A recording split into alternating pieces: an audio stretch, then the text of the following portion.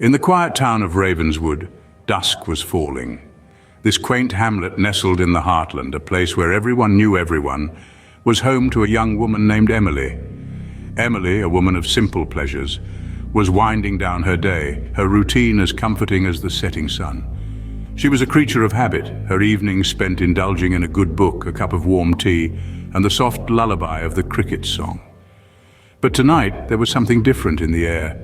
A wind, colder than usual, seemed to dance through the trees, carrying with it an almost whispered echo of her name.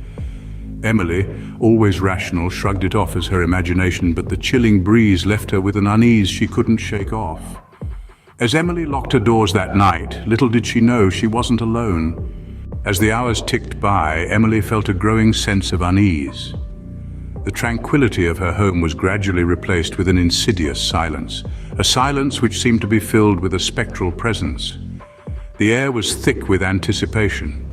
It was a sensation akin to being watched, but not by human eyes. It was something more, something unseen. Lurking in the shadows of her once peaceful abode, the night was filled with strange occurrences. Emily would hear the faintest of whispers, soft enough to be dismissed as the wind, yet distinct enough to sound like her own name. She would then hear the eerie creak of a door, the sudden clatter of utensils from the kitchen, the soft rustle of papers from her study. Each sound heightened her fear, each noise a stark reminder of the invisible presence that was sharing her home. The objects in her house seemed to have taken on a life of their own. Her favorite porcelain teacup, usually nestled safely in the cabinet, was found perched precariously at the edge of her dining table. The family portrait, which had hung straight for years, now tilted to one side. Each object seemed to move, to shift, as if manipulated by some unseen hand. Emily's heart pounded in her chest as she walked through the rooms, the creaking floorboards echoing her mounting terror. The unseen presence was like a vulture, patiently waiting, its spectral eyes fixed on its prey.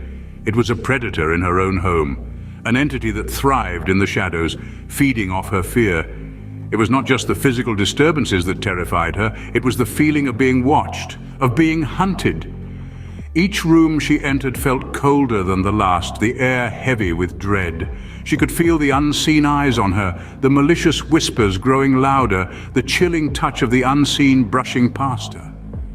Emily felt a chill run down her spine as she heard her name whispered again, this time from within her home. It was a call from the darkness, an invitation into the abyss, a silent scream from the unseen presence. With her heart pounding in her chest, Emily decided to confront the presence. Fear, a powerful force that can either paralyze us or push us to act, had chosen the latter for Emily. The once serene evening had taken a turn for the worse, and the unseen presence was now a terrifying reality. Emily, a woman of courage, had decided to face her fears head-on. She wasn't going to let the fear of the unknown consume her. She was going to confront it, challenge it, and hopefully drive it away. As she took her first step towards the chilling cold, she could feel her heart beating louder than the ticking of the grandfather clock in her living room. The cold was a strange kind, the type that creeps into your bones and sends shivers down your spine. It was as if the room temperature had dropped several degrees in an instant. But Emily was determined.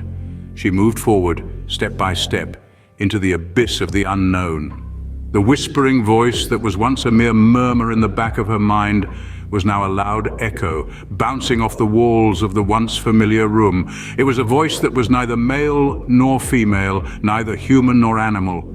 It was a voice that sent chills down her spine, a voice that was the epitome of fear itself. Yet, Emily pushed forward, her resolve unwavering. The feeling of being watched intensified with each passing second. She could feel eyes on her, the kind that can see right through you, the kind that can expose your deepest, darkest secrets. But Emily was no longer a helpless prey in the face of a predator. She was a warrior, ready to face her fears. And then it happened. Emily turned around, her heart pounding louder than ever. It was a moment of truth, a moment where fear was no longer an unknown entity lurking in the shadows. As she turned around, she came face to face with her worst fear.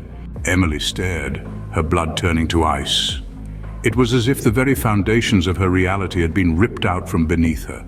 The truth, as horrifying as it was, bore down on her like a relentless storm.